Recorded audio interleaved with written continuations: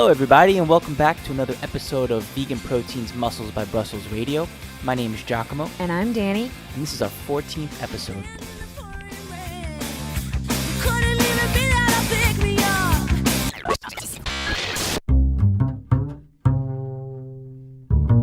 Thanks so much for tuning in, everybody. Hopefully you're enjoying some better weather, I guess depending on what part of the world you're in. Over here out in New England, in the States, it is starting to get a little bit nicer. I mean, it's almost feeling like spring. It's going back and forth. I mean, today kind of felt a little more like a fall day. But whatever the case is, there's not tons and tons of snow all over the place, which I'm sure Danny's not too disappointed about. Not at all. Yeah, I'm a little upset because I like to snowboard, but not to go off tangent on there. We've been pretty busy lately, mostly indoors. When we're not training, we are basically preparing ourselves and the Plant Built team for our annual meetup, which is in Austin, Texas. In 2.5 weeks. Can you believe that? I don't. 20 days. I don't want to hear 19 days, actually. I don't want to think about it. Stop. Seriously. Anyway, up until now, we've been focusing on campaigning. You know, we do our fundraiser not only for our nonprofit organization, which helps us do outreach, but also for different farm sanctuaries and other vegan outreach groups that we donate to whenever we raise funds. And that's a full-time job in and of itself. And with that being said, I think it was very successful, actually. We blew our initial goal out of the water with fundraising. So thank you guys so much for your support. It's really going to go to a good place. So thank you. We so appreciate it. So what have you been up to, 𝐬𝐿𝐫𝐿? Well, aside from getting everything ready for Plant Built, we've been training pretty hard, getting ourselves ready to compete. I find that the closer and closer we get to showtime, the longer it takes to get through our workouts, because we want to make sure to put the same level of intensity in, meaning getting the same workload, same amount of sets and whatnot. And the more you're dieting down for a show, the less energy you're inevitably going to have. That's an understatement. I think 𝐬𝐿𝐫𝐿's being polite on the podcast, but we've mentioned this before, that when you're getting ready for a show, your energy is just absolutely in the tank. Like, it is not good. And we both, actually, this prep has gone really well, and we've been able to keep our energy up and feel really good pretty much all the way through the prep. And then last week, I think it hit us both pretty hard. And we've both pretty much been like brain dead zombies, which is, it's kind of funny, but it's kind of terrible at the same time. So we've been working out really hard. That hasn't changed at all. That hasn't changed one bit. We've been taking naps in the middle of the day. When I say the middle of our day, we're like getting up around 10:30 in the morning and staying up until power naps. And we're staying up working until close to 3 in the morning. So mostly because the rest of the world is asleep then, and we get a lot accomplished at that time. Yep. So yeah, it's starting to get really tough, but the end is in sight. So we're just going to keep our heads down and keep powering on through. Our next podcast in 2 weeks, we're hoping to still get it up on time, but it may be a little bit later.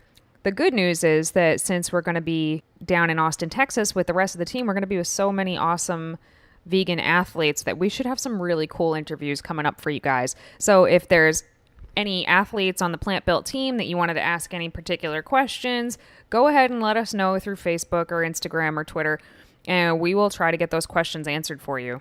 And to get an idea of who's competing with us, head over to plantbuilt.com and click on the bio section. You'll see all the athletes that are going to be joining us this year from all over the world. In other news, there's a book that Melissa Schwartz and Donovan Jenkins of V-Girls and V-Guys have been working on behind the scenes for a very long time.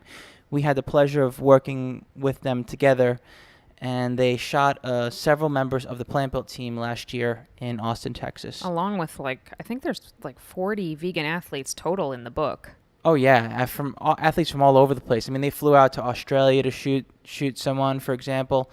Anyhow, it's about time. They've launched the pre-order for it finally, and that's exciting to see it out there and live. And nearing its release date. So yeah, everybody that's featured in the book has, a several-page interview about how they became vegan, why they became vegan, their diet, their training, et cetera, et cetera. And it's interesting because everybody seems to do things a little bit differently, which is really cool because it just further proves the fact that there's no one right way to be vegan. So if that's something that you're interested in, seeing all these different ways that people are vegan and how they're able to train and be athletic, just check it out. The website is theveganrevolution.net, and you can see all the contributors, and the photography is just gorgeous.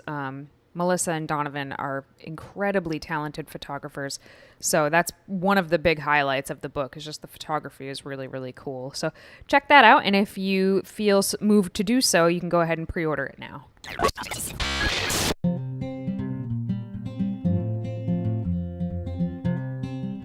The longer you get involved within the fitness industry, there starts to be some trends, some things you see repeating over and over and over again. And, the funny thing about it is a lot of these trends are just complete bullshit, but people continue to be drawn by them.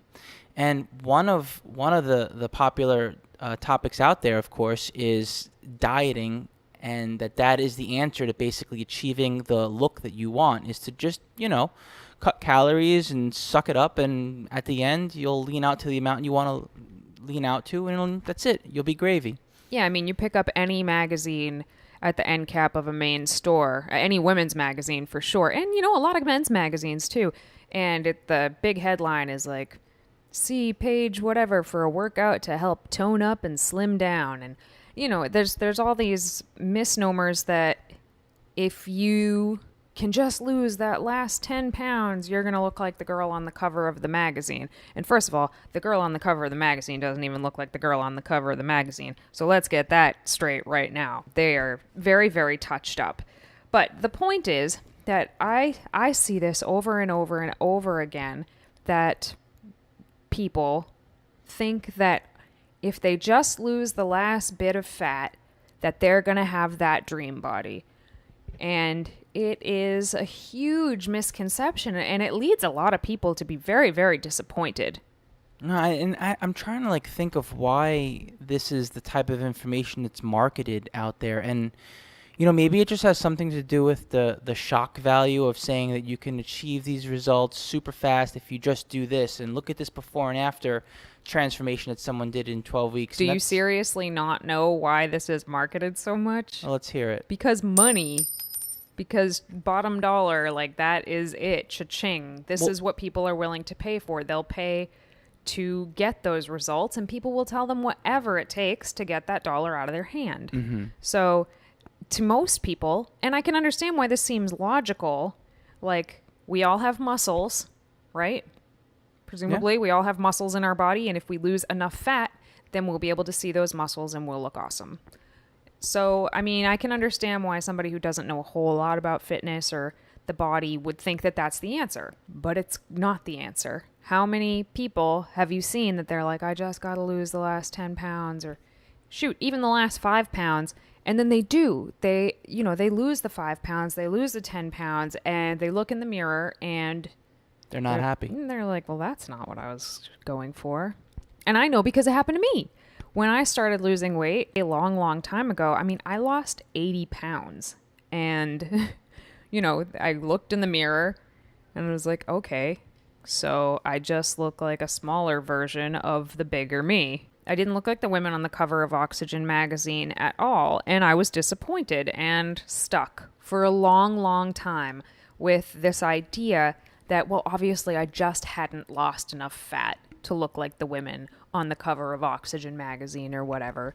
And for years, even though I'm 5'7", at the time I was 130 pounds, which is roughly how much I weigh today, but I look like a completely different person, which is what we're going to get to in a little bit. But so I was stuck in this limbo of 130 pounds for years, looking exactly the same, even though I was still training hard and eating quote unquote right, and it just, nothing was happening, nothing was changing. And I can't explain to you how frustrating that is, and the enormous percentage of women that I see in this same predicament. And it's not just women too. I mean, it's men also. It's just this constant idea that you have to shed fat to achieve the body that you want. Absolutely, because like I said, we think of ourselves as these like muscle marble statues, and we just got to chip the fat away to expose it. But I'm going to give you a really hard truth right now. You don't have the muscle. You don't have the muscle to look like that. And no matter how much fat you lose, you're not going to look like that if you don't have the muscle underneath. And nobody wants to hear that. And I understand that. But that's the fact. And that was the fact for me. And that's the fact that I see for so many women. And I have seen it for many men as well. I just happen to work with more women than men. Mm-hmm. So what do? Well, for one, you accept the fact that it's going to take longer than a couple of months to achieve the body that you're working towards. That's huge. Yeah. Having the patience and accepting the fact this is not a 12-week transformation sort of a thing. The people that you see who have incredible 12-week transformations and things like that, they have the muscle. They already have that built up underneath. They generally have a foundation. Either that or they're coming from a place where they have a lot of weight to lose in the first place. When you have a lot of weight to lose, you can make a pretty significant transformation in a relatively short period of time. But the people who are already of what they would consider in the normal healthy weight range, people who are already there are not generally going to have an amazing 12-week transformation if they don't have the muscle underneath. Well, I guess the question is if somebody still wants to be more conditioned, to be leaner, do they do it anyway? Well, that's the thing, is that a lot of people do it anyway. They do exactly what I did. They look in the mirror and say, well, I just didn't lose enough. You know, I see this a lot in competitors or potential competitors. People who want to compete generally have never competed before. Mm-hmm. And people seem to think that the main thing about competing, especially women, again, and I think this part's true because I think men mostly get this part, but especially women think that competing, the name of the game is to get shredded, to get lean, to get skinny, to get tiny, to get toned, which is my least favorite word in the entire fitness arsenal. The word toned can go straight to hell because it means nothing. Toned. I just want to be toned. What does that mean? What does that mean? I want to be toned. Like, your muscle has tone no matter what. So what people mean when they say I want to be toned is they want to have more muscle and they want to have less fat. That is what toned means. So losing fat, that's only part of the equation. The other part of the equation is having the muscle. Well, I think the problem is that most aren't willing to go through what it takes to look, quote unquote, sorry if this pisses you off, but toned. And the reason being is because to build the muscle, you're going to have to grow in general and build your whole body up, right? So you're going to have, your body fat's going to go up a little bit. Your muscles are going to grow, right? And in the interim, you're not going to have this toned look necessarily. You'll look reasonably fit. However, it's not the outcome you're looking for. Yes, it's not the end goal. And people always want to work towards the end goal, and they don't realize sometimes they have to take a step away from the end goal to get to it. This is a problem for a lot of people. But again, this to me, this is a women's issue. Okay. Yeah, I'm sure that there are men that have this problem. I've worked with some people who don't want to take the time to build the muscle, but with women, it is like they are digging their heels in. They cannot stand it. So what do I mean when I say building the muscle? You need to stop dieting. If you want to build muscle, you need to get yourself out of a caloric deficit. You're not going to build muscle in a caloric deficit. I'm going to say that again. You will not build muscle in a caloric deficit. And the problem here is that, people associate food in versus food out. So in other words, if I want to maintain this body that I have, this body composition that I have, and improve upon it by building a little bit of muscle, I have to maintain the amount of food that I'm eating or eat less because I want to be essentially leaner. Yeah, exactly. Right.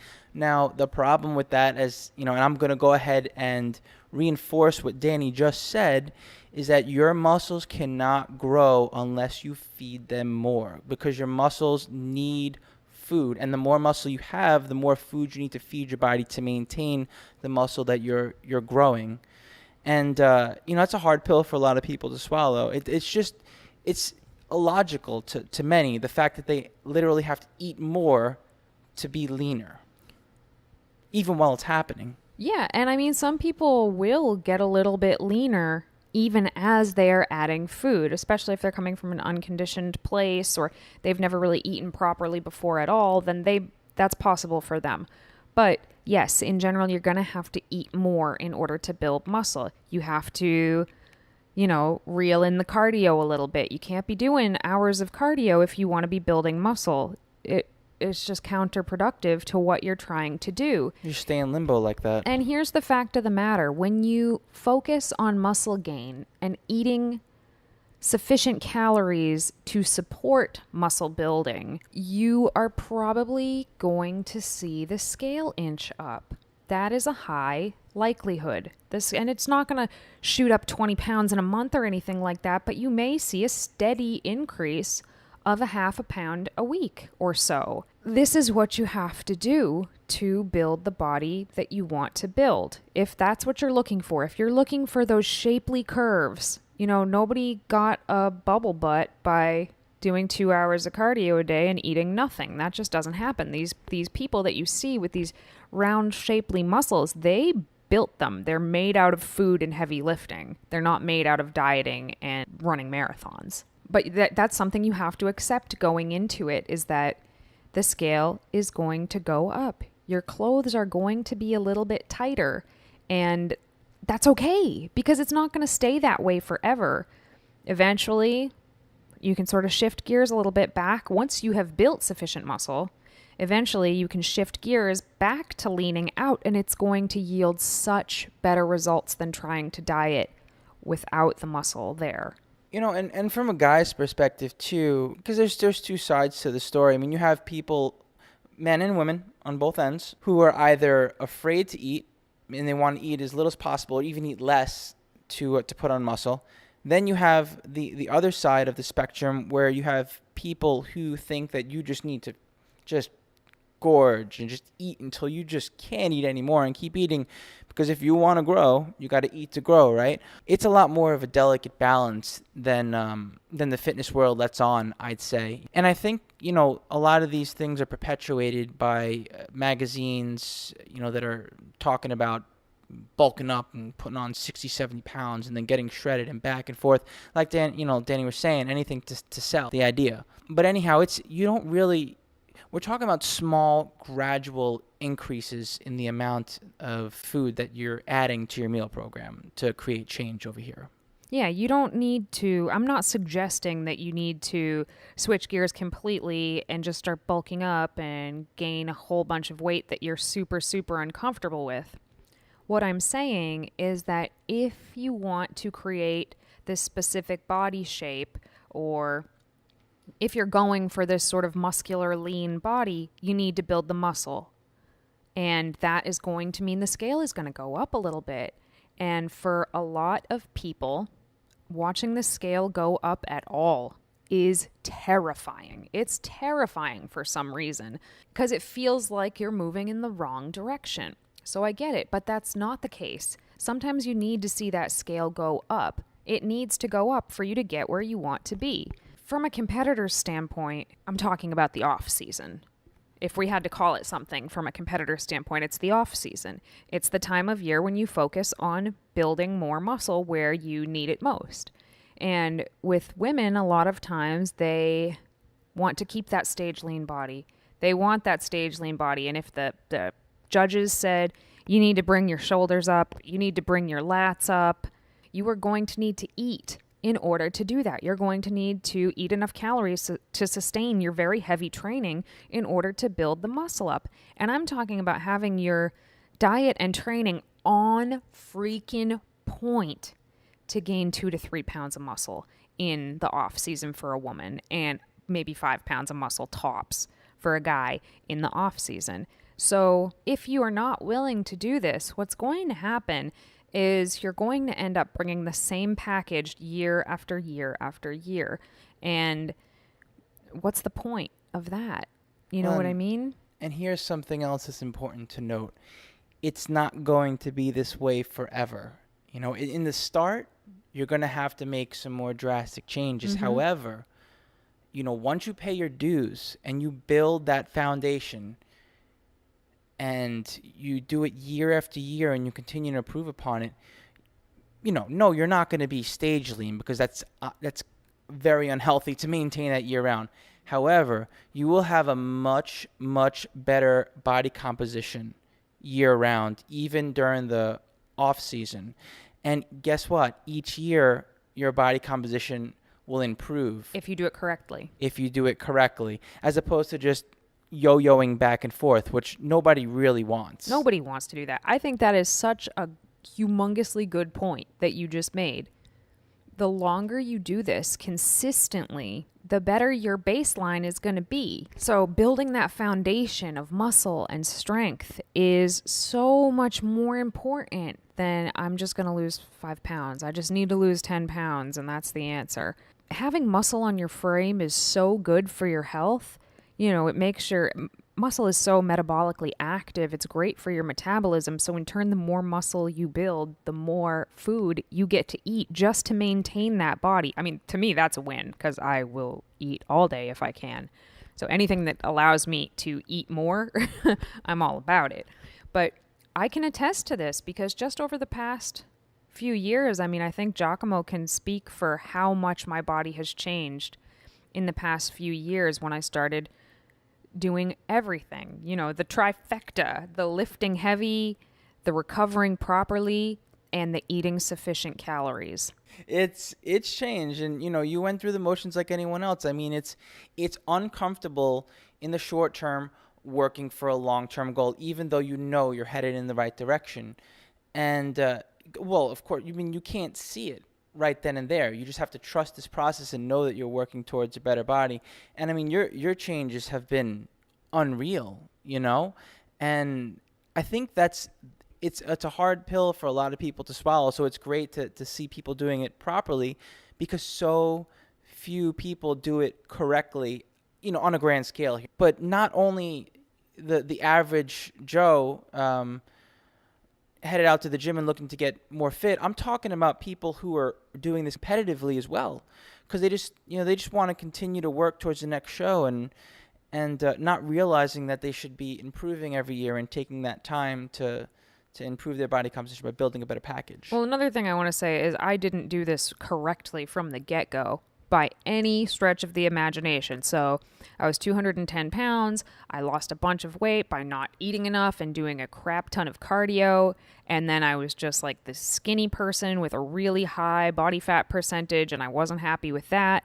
Then I stayed in limbo of trying to get leaner and lift heavy weights and get super toned and muscular. And what happened? Nothing happened. Like I was busting my ass and hungry very much of the time for years and not happy with the progress I was making because it was so minimal. It wasn't until, I don't know, 4 years ago or so that I really changed gears.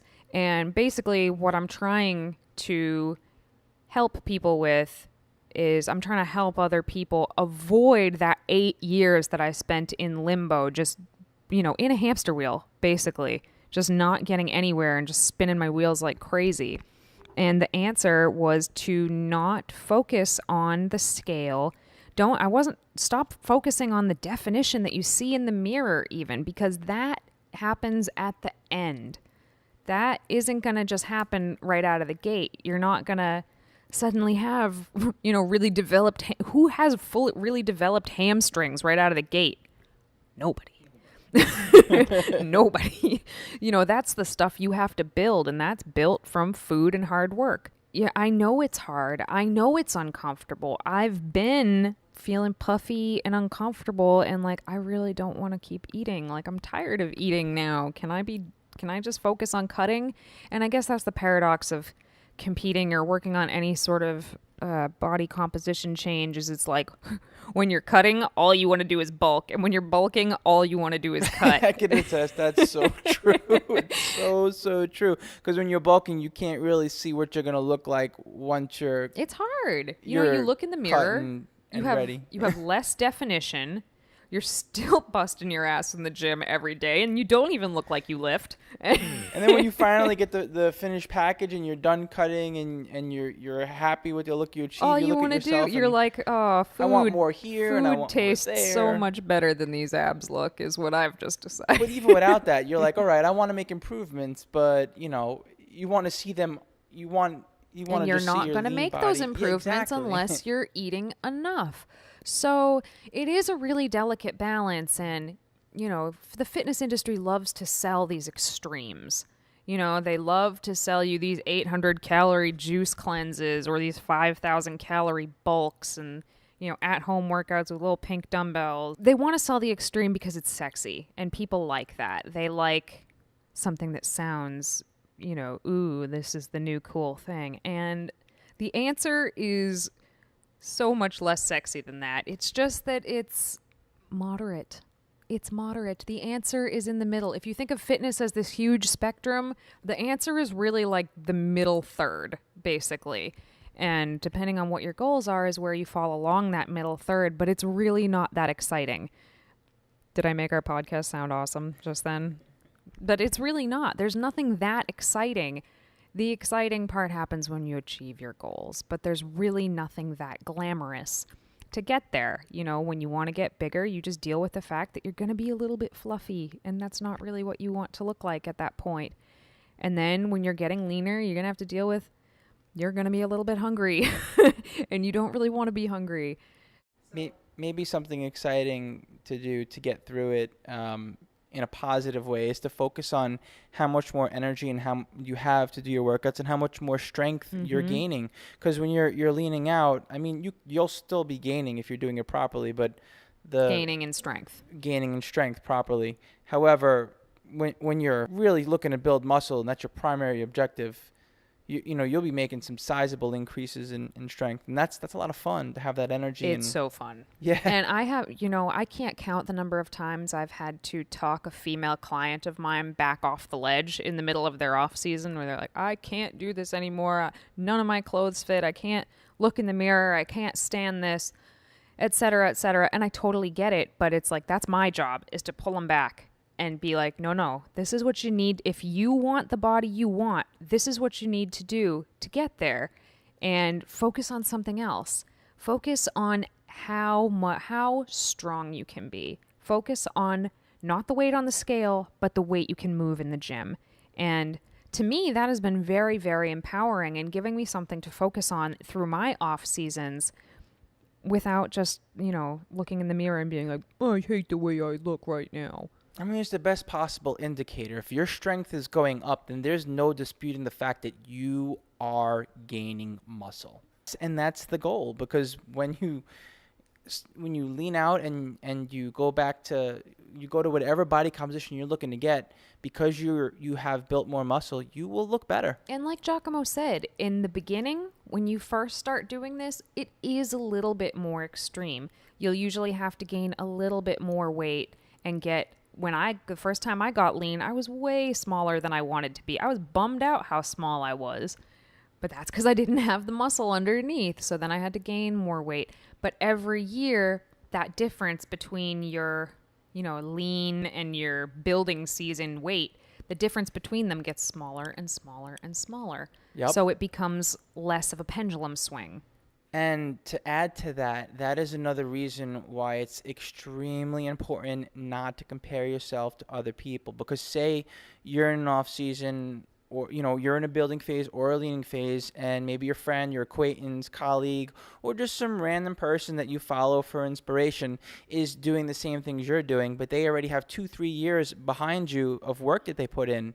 You're going to look different. So you just can't be looking at other people and saying, well, why are they getting better results than me or whatnot? Yeah. And I remember when I started to be able to see my muscle and I was getting leaner And I would see these fitness models and shoot, even when I would see you and we were at the gym doing the same workouts and eating the same way. And I would look at you, 𝐃𝐿𝐵, and I'd be like, my muscles look nothing like that. Like 𝐃𝐿𝐵's muscles looked like little hard rocks under his skin, and mine looked like, like they had been swollen because they had been injured or something, like puffy and swollen. And they were muscles, but they were kind of soft.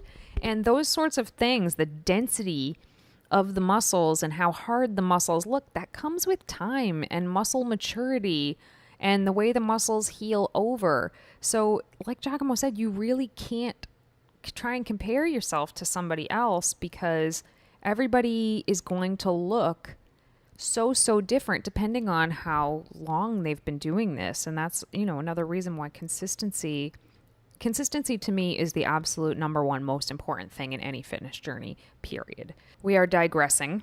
The point here is that the answer is not to just lose 10 pounds. For the vast majority of people, especially women, who are sort of taught to believe that the answer is to lose weight from a very young age, the answer to this body that you're picturing for yourself in your head is probably not to lose weight.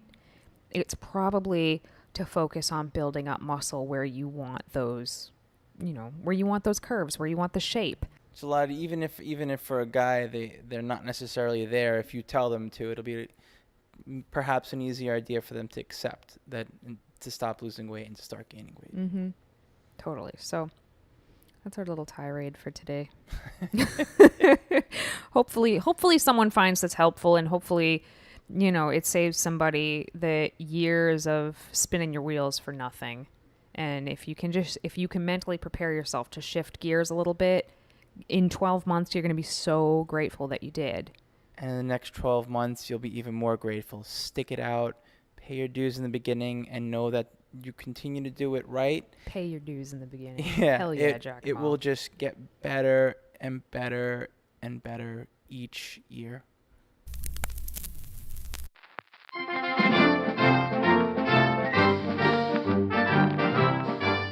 All right, and in this week's product review, we are going to talk about something that is not food, because we're both on prep and we're not getting very much of that. Wait, I think I could eat that. It's kind of tasty looking. So today we are going to be talking about the Merry Hempsters Hot Hemp Muscle Rub. And what this is it basically looks like a giant tube of chapstick, and it's from the Merry Hempsters company, which makes, I would say about half of their products are vegan, I believe. Some of them are not, I'm pretty sure. But it's made out of hemp oil, and it has candelilla wax in it, and it has some spicy things in it, like cinnamon, eucalyptus, peppermint, wintergreen, menthol, hot peppers, and, like I said, it looks like chapstick, and you just rub it on your sore muscles. And it's kind of like Tiger Balm. Remember Tiger Balm? I'm not even sure if that's vegan, but I remember using it back in the day. Or like a Vicks rub. It's way more potent than a Vicks rub. But, my wonderful friend and client, Ashley Harrison, got this for me last year. And not until recently have I had muscles sore enough that I've warranted the use of this. And I absolutely love it. One, it smells fantastic. But usually a lot of natural products are kind of weak when it comes to things like this, natural medicine type of things. Like sometimes you're really freaking hurt and you need something hardcore. And, I have a lot of lotions and things like that are supposed to be for muscle rub, like to help your sore muscles, and they don't really do anything. This is intense. It doesn't burn like it's going to make you cry, but it does bring a lot of heat to the area that you rub it on. And I imagine it brings a fair amount of blood flow to the area, and it remains for probably like hour, maybe. Yeah, probably about an hour or so, and it leaves like a nice warming and cooling, tingling sensation there. Wonder if you felt that too. You can buy them at VeganEssentials.com, I believe. Probably on places like Amazon too, I'm sure. And I think we love it so much we're gonna try and carry it at VeganProteins.com as well. But we don't have it yet, so we'll keep you posted on that. And yeah, I highly recommend checking it out, keeping one in your gym bag if you tend to get tight or sore muscles in the middle of your workout, or rubbing it on before your workout to bring blood flow to the area you're about to work if it's a place that usually gets injured. Really, really good stuff.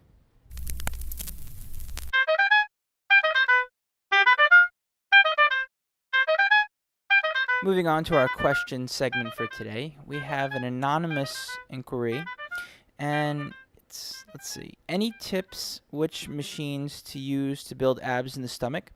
This is the area I would like to work on. I am trying real hard to keep my motivation. Okay, so your abs need to be worked like any other muscle if you're trying to build them up. I don't know, we don't actually train abs that often. Most of the time our abs get trained through heavy squats and deadlifts. But if you're not there yet, there are plenty of ways to build up your core without doing things like that. What you want to do is focus on doing weighted ab work, whether that's weighted crunches, decline crunches. Even if you're not holding weight, that will offer enough resistance to help you build your abs for most people. Lying leg lifts. You can do ab pull downs at the cable machine. That is one of my all-time favorite ab exercises. What about hanging leg raises? Hanging leg raises is great. Things that I wouldn't really recommend for just trying to build your abs up are just like plain floor crunches or Bosu ball crunches or oblique twists, maybe. Oblique twists can be pretty good if you do them on the decline bench. Yeah, but off the floor. Off the floor, not so much. I mean, if you're a beginner, by all means, start with these. But if you're actually looking like, you're kind of lean already, but you want to get that blocky ab look, start adding weighted ab if you use work. like a what do you call it? The medicine balls. Medicine balls. Yeah, if you use a medicine ball, then as opposed to just body weight, they can be useful. Most gyms have some sort of a crunch machine that's weighted. Some of them are better than others. I would suggest just trying them out and seeing if it feels like it hits you really deep in your core. Usually with ab work, you can tell by the way it feels. To train your abs in a way to build them up, you want to be working with enough resistance that you can't really do more than 12 reps in a set. If you're able to do 20, 25 reps of something, you need to add weight to it. Otherwise, you're really working the muscular endurance more than the strength and hypertrophy. Not to say that won't build abs as well, just not as efficiently as doing things a little bit heavier. Okay, and our next question we got through email from Dave. Hi guys, love the podcast, and the last science episode made me think of a question I'd like to put forth. Expanding on HIIT cardio and cardio in general, does the average person with obviously enough body fat to spare really have to worry about cardio having an impact on muscle gains? Personally, I think the bros just don't want to do cardio, and it's a good excuse to avoid it. Take care and keep up the great work. Thanks, Dave. Good question. I mean, it really depends on what your goals are and what you're looking to do. I mean, obviously there's some clear benefits to adding cardio into your routine regularly throughout the year because it's good for your heart, and it's pretty important for. And it's just good to be able to move if you need to. If the zombie apocalypse came, you'd have to be able to run away. But, for someone whose goal is perhaps muscle building above and beyond anything else, and it's a game of inches, I could see where someone might, want to remove cardio for a portion of the year. Well, I think if he's talking about, it says somebody who has obviously enough body fat to spare. So I'm thinking that as long as they are eating enough to maintain their current body weight, that doing cardio, even steady state cardio, I don't think is really going to inhibit their muscle gains and not significantly, if they're eating enough.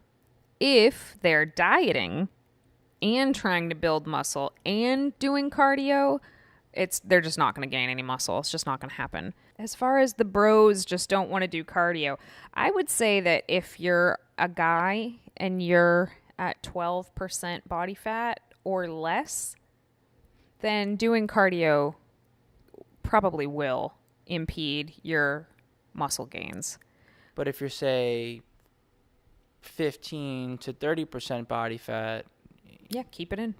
by all means, that's probably not going to make that big of a difference. If anything, it'll help your metabolism. But I would like to also add that if you're working on gaining muscle, you are probably, hopefully, I hope so, doing sets of heavy deadlifts, heavy squats, heavy overhead press, big, heavy compound movements.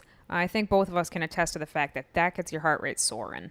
Sure, and the thing about it is, it's get the cardio in, but not at the expense of not having enough energy to do those heavy lifts. Yeah, that should take priority. If you got some left in the tank at the end of your workout and you just want to go for a jog or something, like, by all means, do that.